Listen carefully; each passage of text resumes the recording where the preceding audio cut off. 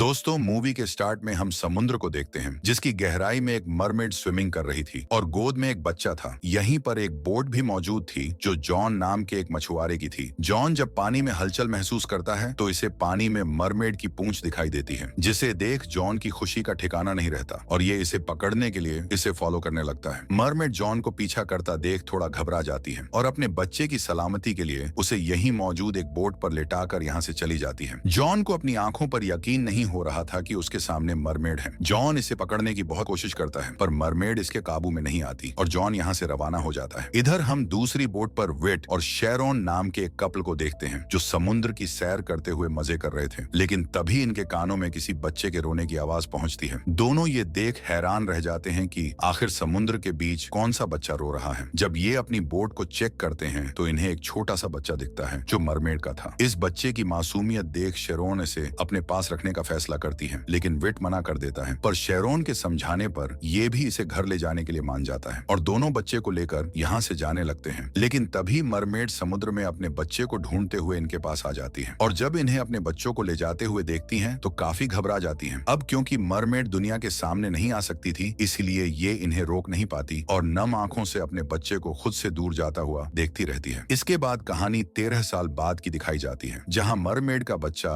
अब काफी बड़ा हो गया है और इसका नाम कोडी है, जो अपनी पढ़ाई के साथ साथ शेरोन और विट की पुरानी बोट को रिपेयर करने में भी हेल्प करता है। दरअसल विट ने काफी समय पहले एक पुरानी बोट खरीदी थी जिसमें ये लोगों को बोट राइड देकर पैसे कमाता था, लेकिन अक्सर ये बोट खराब हो जाती थी। आज भी कोडी इसी बोट की रिपेयरिंग में उलझा हुआ था। जबकि आज स्कूल में इसका स्विमिंग कॉम्पिटिशन था, सभी स्टूडेंट्स और कोच कोडी का बेसब्री से इंतजार कर रहे होते हैं। कोडी की गर्लफ्रेंड सैम भी काफी परेशान होती है। इधर शेरोन कोडी को स्कूल जाने के लिए कहती है और कोडी स्विमिंग करते हुए स्कूल तक आ जाता है और जल्दी जल्दी स्विमिंग कॉस्ट्यूम पहन लेता है, लेकिन इसे देख सब हंसने लगते हैं और कोच इसे शूज उतारने के लिए कहते हैं और फिर स्विमिंग कंपटीशन स्टार्ट होता है। शॉन और कोडी की फास्टेस्ट स्विमिंग की वजह से इनका स्कूल विन हो जाता है और कोच अपने स्टूडेंट्स को बताते हैं कि अब तुम्हें स्टेट लेवल पर स्विम करना होगा। लेकिन इसी बीच एक स्टूडेंट पानी में गिर जाता है और स्विमिंग ना आने की वजह से डूब ही रहा होता है कि तभी कोडी जल्दी से पानी में कूदकर इसे बचा लेता है और फिर सब अपने घर जाने लगते हैं। शॉन काफी अमीर फैमिली से बिलोंग करता था, इसलिए इसे पिक करने के लिए शानदार कार आती है। शॉन सैम को भी साथ चलने को कहता है, पर सैम कोडी के साथ पैदल जाने का फैसला करती है और इतने में कोडी के पेरेंट्स अपनी कार लेकर आ जाते हैं और दोनों कार में बैठकर यहाँ से चले जाते हैं। दूसरी तरफ हमें जॉन को दिखाया जाता है जो आज भी उसी मरमेड के ख्यालों में खोया हुआ था। जॉन मरमेड को पकड़कर अपना नाम सुर्खियों में लाना चाहता था, लेकिन किसी को भी इसकी मरमेड की बात पर यकीन नहीं था, क्योंकि लोगों का मानना था कि मरमेड सिर्फ कहानियों की दुनिया तक ही सीमित है, इसलिए लोग इसका काफी मजाक बनाते हैं। पर लोगों की बातों से जॉन को कोई फर्क नहीं पड़ता और ये मरमेड की तलाश में जुटा रहता है। इतने में यहाँ जेस आ जाता है जो कि जॉन का ही बेटा था। अगले दिन कोडी जब स्कूल जाता है तो इसे काफी वीआईपी वाला ट्रीटमेंट मिलता है। सब लोग इसे हेलो करते हैं पर कोडी सिर्फ सैम को हेलो करता है। ये देख सैम की दोस्त कहती हैं कि सैम तुम बहुत लकी हो क्योंकि तुम्हें स्कूल का मोस्ट फेमस बॉय प्यार करता है। ये सुन सैम भी काफी प्राउड फील करती है। इसके बाद जब ये लोग क्लास में होते हैं तो टीचर इन्हें टेस्ट पेपर्स देती है और जब कोडी अपना टेस्ट पेपर देखता है तो उसे काफी बुरा लगता है क्योंकि इसे F ग्रेड मिला था। नेक्स्ट वीक मरीन प्रोजेक्ट्स पर काम करना था, इसलिए टीचर दो स्टूडेंट्स का पेयर बना देती हैं और कोडी के हिस्से में जेस आता है जो काफी चोमू टाइप था, इसलिए कोई भी स्टूडेंट्स इसके पास बैठना, इससे बात करना पसंद नहीं करता। इसलिए जेस को अपना असाइनमेंट पार्टनर बनाकर कोडी भी खुश नहीं होता, जबकि जेस की खुशी का ठिकाना नहीं होता क्योंकि आखिर स्कूल का सबसे फेमस लड़का उसका पार्टनर जो बना था। जेस कोडी को भी भरोसा दिलाता है कि मैं मरीन बायोलॉजी में तुम्हारी बहुत हेल्प कर सकता हूँ, पर कोडी बिना कोई जवाब दिए बस पानी पीता रहता है और कोडी का रूड बिहेवियर जेस को काफी बुरा लगता है। जाते वक्त कोडी कहता है कि कल मेरा बर्थडे है और घर पर पार्टी है, अगर तुम आना चाहते हो तो आ सकते हो। कोडी थोड़े घमंडी अंदाज में इसे इनवाइट करके यहाँ से चला जाता है। इसके बाद हम नेक्स्ट डे को देखते हैं जहाँ कोडी के घर पर पार्टी वाला माहौल बना हुआ था, लेकिन तभी कोडी को बहुत प्यास लगने लगती है और ये किचन में जाकर पानी पी ही रहा होता है कि इतने में यहाँ सैम आ जाती है जो इसे इसका बर्थडे गिफ्ट देती है। कोडी जल्दी से सैम का गिफ्ट खोलकर देखता है तो ये एक फोटो फ्रेम होता है जिसमें सैम की फोटो लगी हुई थी। कोडी को ये गिफ्ट पसंद आता है। सैम कोडी से कहती हैं कि तुम्हारे लिए मेरे पास एक और गिफ्ट है। सैम आंखें बंद करके कोडी के करीब आकर उसे किस करने लगती हैं और कोडी भी मौके का फुल फायदा उठाकर जल्दी से इसे किस कर लेता है, लेकिन किस करते वक्त एक इलेक्ट्रिक करंट जनरेट होता है। ये देख दोनों काफी हैरान और खुश होते हैं और कोडी दोबारा ट्राई करने के लिए कहता है, पर सैम नेक्स्ट बर्थडे का कहकर यहाँ से चली जाती है। जब कोडी अपने सभी दोस्तों के साथ होता है तो जेस भी यहाँ आ जाता है, जिसे देख बाकी बच्चे कोडी से कहते हैं कि तुम्हें इसे पार्टी में बुलाने की क्या जरूरत था। इस पर कोडी कहता है कि मैंने तो इसे यूं ही कहा था, लेकिन ये तो सच में आ गया। इन सब की बातें और अनहैप्पी फेस देख जेस भी सब समझ जाता है और कोडी का गिफ्ट उसकी माँ को देखकर यहाँ से चला जाता है। पार्टी खत्म होने के बाद कोडी जब अपने रूम में आता है तो शेरोन और विट दोनों इससे मिलने आते हैं और इसे ढेर सारी ब्लेसिंग देते हुए कहते हैं कि अब तुम बच्चे नहीं हो, तुम 13 साल के एक टीनेजर बॉय बन चुके हैं और अब से तुम्हारी बॉडी में कई तरह के चेंजेस होंगे। शेरोन और विट कोडी को काफी तंग करते हैं और फिर जेस का दिया गया गिफ्ट इसके हैंड ओवर करते हैं। कोडी जब इस गिफ्ट को ओपन करके देखता है तो ये एक समुद्री जीवों की जानकारी से भरी किताब होती है जिसे कोडी थोड़ा बहुत पढ़ता है और फिर सो जाता है और सपने में इसे समुद्र में तैरती हुई मरमेड भी दिखती है। लेकिन इतने में अलार्म की घंटी बज जाती है। कोडी जब इसे ऑफ करने के लिए टच करता है तो एक करंट रिलीज होता है जिसे देख कोडी दंग रह जाता है। इसके बाद जब कोडी दूध का पैकेट उठाता है तो वो भी हाथ में चिपक जाता है और काफी मुश्किल से छूटता है। आज से कोडी अपने मरीन असाइनमेंट पर काम करने के लिए जेस के साथ समुद्र के पास पहुंच जाता है। कोडी को समुद्री दुनिया की जानकारी नहीं थी, लेकिन जेस काफी अच्छे से यहाँ की चीजों को एक्सप्लेन करता है। जेस की नॉलेज देख कोडी भी इससे इंप्रेस हो जाता है और बायोलॉजी का ट्यूशन इसी से लेने का फैसला करता है, क्योंकि कोडी का बायोलॉजी में हाथ जरा तंग था। इसके बदले जेस भी स्विमिंग सिखाने के लिए कहता है। दोनों डील को कंफर्म करने के लिए जैसे ही हाथ मिलाते हैं तो कोडी के हाथ काफी चिपचिपे से होते हैं। जेस कहता है कि ऐसी स्किन और चिपचिपापन तो छिपकली या मेंढक में देखने को मिलता है। ये सुन कोडी के होश उड़ जाते हैं और ये जल्दी से घर आकर अपने हाथ वॉश करने लगता है और कुछ देर में ये सही हो जाते हैं। अगले दिन प्रोजेक्ट वर्क के लिए जेस कोडी को अपने घर ले जाता है, जो कि असल में एक शिप थी जिस पर जेस अपने डैड जॉन के साथ रहता था। जॉन इससे भी मरमेड की बात करता है, पर कोडी को मरमेड जैसी किसी भी चीज पर यकीन नहीं होता और फिर जेस कोडी को लेकर यहाँ से चला जाता है। एक दिन टीचर सभी को उनके टेस्ट पेपर्स देती है, लेकिन कोडी अपने नंबर्स को लेकर काफी नर्वस होता है और गॉड से पास होने की दुआ मांगने लगता है और गॉड भी इसकी ये विश पूरी कर देते हैं। टीचर कोडी को बताती हैं कि उसके बायोलॉजी में बहुत अच्छे मार्क्स आए हैं। जैसे जैसे वक्त बीतता है कोडी की प्यास बढ़ती जाती है। वो दिन में कई बार पानी पीता है, जिस वजह से स्कूल में भी स्टूडेंट्स पानी पीने के लिए लंबी कतार लगाकर खड़े रहते हैं। क्लास के दौरान भी कोडी बार बार पानी पीने जाता रहता है और इसका ये बिहेव देख हर कोई हैरान रह जाता है। यही बात कोडी को भी काफी तंग करती है। कोडी इस बारे में अपने पेरेंट्स से भी डिस्कस करता है और कहता है कि मुझे हर वक्त पानी में रहने का मन करता है, मेरी बॉडी से इलेक्ट्रिक करंट जनरेट होता है। लेकिन पेरेंट्स इन्हें नॉर्मल चेंजेस मानकर ज्यादा सीरियस नहीं लेते और न ही इसे डॉक्टर के पास लेकर जाते हैं। रात में कोडी सैम के साथ बाहर घूमने जाता है और जब दोनों साथ डिनर कर रहे होते हैं तो सैम कोडी का हाथ पकड़ने लगती है और कोडी को टच करते ही उसके बाल खड़े होने लगते हैं। ये देख सैम को काफी हंसी आती है, लेकिन वो सैम को अपने बालों के बारे में कुछ नहीं बताता। घर आने के बाद कोडी जेस की दी हुई किताब पढ़ने लगता है, लेकिन फिर से इसे प्यास सताने लगती है। कोडी जब पानी पीने के लिए बोतल उठाता है तो ये इसके हाथ में फेविकोल की तरह चिपक जाती है। कोडी इसे छुड़ाने की बहुत कोशिश करता है, पर अफसोस ये बोतल एक हाथ से दूसरे हाथ में चिपकती रहती है। जब पानी सर से ऊपर चला जाता है तो कोडी अपने पेरेंट्स को हेल्प के लिए बुला लेता है, लेकिन इन्हें कहीं भी कोडी नजर नहीं आता और जब ये ऊपर देखते हैं तो कोडी सीलिंग से चिपका होता है। पेरेंट्स जल्दी से डॉक्टर को बुलाते हैं और डॉक्टर इसे बढ़ती उम्र के चेंजेस कहकर यहाँ से चला जाता है, पर कोडी जानता था कि ये नॉर्मल नहीं है, इसीलिए अब ये अपनी परेशानी जेस के साथ डिस्कस करता है। कोडी जेस से कहता है कि तुम रिसर्च करो कि मेरी स्किन मछली की तरह क्यों हो रही है। ये सब जॉन भी सुन लेता है। इसके बाद जेस काफी रिसर्च करता है और इसमें अपने फादर की हेल्प भी लेता है और कई दिनों की मेहनत के बाद जेस जब कोडी को कंक्लूजन बताता है तो कोडी हैरान रह जाता है, क्योंकि जेस का कहना था कि वो धीरे धीरे मरमेड की बॉडी में बदल रहा है और ईएल नाम की मछली भी इलेक्ट्रिसिटी प्रोड्यूस करती है जिस तरह तुम करते हो। हालांकि कोडी को मरमेड के कॉन्सेप्ट पर यकीन तो नहीं था, लेकिन अपनी स्किन मछली जैसी होती देख इसे भी अब चिंता सताने लगती है। कोडी अपने पेरेंट्स से अपनी प्रॉब्लम शेयर करता है, हालांकि अब भी ये दोनों इसकी बात पर ट्रस्ट नहीं करते। ये देख कोडी अपना हाथ पानी में भिगोता है जिससे इसकी स्किन चेंज हो जाती है और ये सब देख इन्हें भी यकीन हो जाता है कि कोडी के साथ कुछ तो अलग हो रहा है। कोडी इनसे पूछता है कि आखिर मेरे असली माँ बाप कौन हैं। विट और शेरोन कहते हैं कि तुम हमें समुद्र के बीच हमारी बोट में मिले थे, हम नहीं जानते कि तुम्हें हमारे पास कौन छोड़कर गया। ये लोग कोडी से ये भी कहते हैं कि हम तुम्हारी इस प्रॉब्लम का सोल्यूशन जरूर ढूंढ निकालेंगे, पर तब तक तुम्हें पानी के कांटेक्ट में नहीं आना है। कुछ दिनों में इसका स्टेट लेवल का स्विमिंग कंपटीशन था, इसलिए ये अपने पेरेंट्स की बात को मानने से इनकार कर देता है। पर जब पेरेंट्स स्ट्रिक्टली इसे पानी से दूर रहने के लिए कहते हैं तो कोडी को भी इनकी बात माननी पड़ती है। कोडी जब छुपकर अपने पेरेंट्स की बात सुनता है तो वो काफी परेशान होते हैं, क्योंकि उन्हें डर था कि कहीं उसकी बदलती बॉडी की वजह से गवर्नमेंट ऑफिसर्स उसे किसी एक्सपेरिमेंट के लिए ना ले जाएं। ये सुन कोडी भी टेंशन में आ जाता है और समुद्र किनारे जाकर अकेला बैठ जाता है। लेकिन जैसे ही कोडी समुद्र के हलचल भरे पानी को देखता है तो इसकी तरफ खींचा चला आता है और कई देर तक स्विमिंग करता रहता है। अपने बेटे को खुश देख मरमेड माँ भी काफी खुश होती है, जो कोडी के दूर दूर जाने के बाद से इस पर नजर बनाए हुई थी। जब मरमेड माँ ने कोड़ी को देखा वो हर बार खुश ही नजर आया, इसलिए मरमेड माँ ने भी कभी कोड़ी को वापस समुद्र की दुनिया में लाने की कोशिश नहीं की और ना ही इसके सामने आई। स्विमिंग करने के बाद जब कोड़ी बाहर आता है तो उसके हाथ मछली जैसे नजर आते हैं और इतने में यहाँ सैम भी आ जाती है, जिसे देख कोड़ी अपने हाथों को मिट्टी में छुपा लेता है। सैम काफी दिन से नोटिस कर रही थी कि कोड़ी उससे दूर रह रहा है, इसलिए जब सैम इसकी वजह पूछती है तो कोड़ी उसे यहाँ से जाने का कहता है और गुस्से में सैम यहाँ से चली जाती है। इसके बाद हम कोड़ी और जेस को साथ में देखते हैं। जेस को फुल प्रोटेक्शन के बाद स्विम करने में काफी डर लग रहा था। इतने में यहाँ शॉन आकर इसका मजाक बनाने लगता है और कोड़ी से कहता है कि तुम क्यों इस बैटरी के साथ रहते हो। कोड़ी शॉन के सामने जेस को डिफेंस करता है और ये देख जेस के अंदर भी हिम्मत आ जाती है और ये पानी में कूद जाता है और फिर स्टेट चैंपियनशिप का दिन भी जाता है। पर कोड़ी के पेरेंट्स इसे पार्टिसिपेट नहीं करने देते और इस पर नजर बनाए रखते हैं। कोड़ी इन्हें यकीन दिलाता है कि मैं वहां नहीं जाऊंगा, लेकिन जैसे ही पेरेंट्स रूम से बाहर जाते हैं कोड़ी कंपटीशन में चला जाता है और जेस के मना करने के बाद भी इसका हिस्सा बनता है और बहुत ही कम टाइम में इस कंपटीशन को विन कर लेता है। खुशी में जैसे ही कोड़ी अपने हाथ ऊपर उठाता है उसके हाथ मछली की तरह दिखाई देते हैं, जिन्हें जॉन, जेस, शॉन और बाकी कुछ लोग भी देख लेते हैं और फिर कोड़ी जल्दी से यहाँ से भाग जाता है, लेकिन जाते वक्त उसके हाथ से इलेक्ट्रिक शॉक जनरेट होता है जिससे शॉर्ट सर्किट होकर आग फैलना शुरू हो जाती है। शॉन कोड़ी को फॉलो करते हुए वॉशरूम तक आ जाता है और कहता है कि तुम हाथ में वो अजीब सी चीज लगवाकर चीटिंग से फर्स्ट रैंक पर आए हो। गुस्सा करके शॉन यहाँ से चला जाता है और हम देखते हैं कि कोड़ी ऊपर सीलिंग से चिपका हुआ है। कोड़ी जब बाहर निकलता है तो इसके पेरेंट्स सामने होते हैं जो इसे घर ले आते हैं और फिर जेस भी यहाँ आकर इन्हें बताता है कि लोग कोड़ी को लेकर कंट्रोवर्सी कर रहे हैं। इतने में सैम यहाँ आकर जब कोड़ी को इस हालत में देखती है तो वो चक्कर खाकर यहीं बेहोश हो जाती है और जब इसे होश आता है तो ये लोग सब सच बता देते हैं और कहते हैं वो कोड़ी का ये सीक्रेट किसी को ना बताए। सैम इनकी बात मान तो लेती है पर कोड़ी के साथ अपना प्यार भरा रिश्ता खत्म कर देती है क्योंकि उसे एक मछली के साथ नहीं रहना था। ये देख कोड़ी का दिल चकनाचूर हो जाता है। अगले दिन स्कूल में कोड़ी सैम को समझाने की कोशिश करता है पर शॉन इसे दूर कर इसके साथ लड़ने लगता है और फिर कोड़ी जेस के साथ समुद्र किनारे आ जाता है और यहाँ इसे एहसास होता है कि जेस ही उसका बेस्ट फ्रेंड है जिसने इस मुश्किल वक्त में भी उसका साथ नहीं छोड़ा। रात में जब कोड़ी स्विमिंग करने जाता है तो इसके सामने इसकी माँ आ जाती है और जॉन भी इन दोनों को देख लेता है, जिस वजह से मरमेड माँ यहाँ से भाग जाती है और कोड़ी घर आकर इस बारे में सैम को बताने की कोशिश करता है पर सैम कॉल रिसीव नहीं करती। अगले दिन जॉन एक बड़ा सा जाल बनाता है जिससे मरमेड को पकड़ा जा सकता था। ये देख जेस को लगता है कि कोड़ी को भी इससे खतरा हो सकता है, इसलिए ये कोड़ी को अलर्ट करने चला जाता है, लेकिन घर पर कोड़ी नहीं होता क्योंकि वो सैम के साथ बीच पर था और सैम कोड़ी के साथ वापस रिलेशन में आ गई थी क्योंकि ये इससे बहुत प्यार करती थी। दोनों एक दूसरे के साथ रोमांटिक किस शेयर करते हैं और फिर कोड़ी अपनी मरमेड माँ को इंट्रोड्यूस करवाता है। सैम भी मरमेड को देख काफी हैरान होती है पर तभी कोड़ी के पेट में तेज दर्द होने लगता है और ये अपने पेरेंट्स को बुलाने के लिए कहता है। सैम जब इसके पेरेंट्स को बुलाने जाती है तो कोड़ी के पैर मरमेड टेल में बदलने लगते हैं। दूसरी तरफ जेस अपने फादर को समुद्र की तरफ जाते हुए देखता है। जेस को ये समझते देर नहीं लगती कि कोड़ी को जॉन ने ही उठाया है और सच भी यही होता है। जॉन ने कोड़ी को अपनी बोट पर रखा हुआ था। मरमेड माँ जब अपने बच्चे को मुश्किल में देखती हैं तो जल्दी से इसे बचाने के लिए बोट की तरफ आने लगती हैं और प्लान के मुताबिक जॉन जाल फेंककर मरमेड को पकड़ लेता है। अपनी मरमेड माँ को परेशानी में देख कोड़ी जेस से उनकी मदद करने को कहता है। जेस बिना कुछ सोचे समझे एक चाकू उठाता है और पानी में कूद जाता है और यहाँ इसे एहसास होता है कि ये बिना डरे स्विम कर रहा है। जेस जल्दी से जाल को काटकर मरमेड को आजाद करता है पर तभी इसका पैर जाल में फंस जाता है और जेस डूबने लगता है। ये देख जॉन जल्दी से पानी में कूदकर अपने बेटे को बचाता है पर कोई फायदा नहीं होता। इतने में कोड़ी पानी में छलांग लगा देता है और इसे पानी से बाहर बोट पर ले आता है। अब तक सैम भी शेरोन और विट को लेकर यहाँ आ जाती है। जेस को होश में लाने के लिए सैम इसे माउथ टू माउथ सीपीआर देती है पर जेस पर कोई असर नहीं होता। अब कोड़ी अपने हाथों से इलेक्ट्रिक करंट जनरेट कर उसकी बॉडी पर लगाता है तो जेस को होश आ जाता है और ये कहता है कि डैड आप सच कहते थे, वाकई मरमेड भी हम इंसानों के बीच होती है। इस पर जॉन कहता है कि मेरे लिए बस तुम जरूरी है, मुझे मरमेड के पीछे अब नहीं भागना है। कोड़ी सबको अपनी मरमेड माँ से मिलवाता है और कहता है कि अब मुझे इन्हीं के साथ पानी में रहना होगा, लेकिन शेरोन इसे जाने से मना करती है और कहती है कि तुम्हारी माँ मैं हूँ। शेरोन को यूं रोता देख मरमेड इसे इशारों से समझाती है कि तुम जितनी कोड़ी की फिक्र करती हो उतनी ही मैं भी करती हूँ, इसलिए तुम्हें समझना होगा कि कोड़ी के लिए इंसानों के बीच रहना सेफ नहीं है। और फिर शेरोन भी कोड़ी को भेज देती है और कोड़ी प्रॉमिस करता है कि वो मरमेड बनने के बाद उनसे मिलने जरूर आएगा और सैम भी इससे कहती है कि मैं तुम्हारा इंतजार करूंगी। इस तरह कोड़ी अपनी समुद्र की दुनिया में वापस लौट जाता है और इसकी मरमेड जैसी पूंछ हो जाती है और और मरमेड माँ और कोडी दोनों गले लगकर काफी खुश होते हैं और कहानी यहीं खत्म हो जाती है। तो दोस्तों, कैसी लगी आपको ये इमोशंस, कॉमेडी और सस्पेंस से भरी ये मूवी? कमेंट में जरूर बताएं। वीडियो को लाइक शेयर करके चैनल को सब्सक्राइब करें और हाँ, बेल को प्रेस करना ना भूले। Bye bye.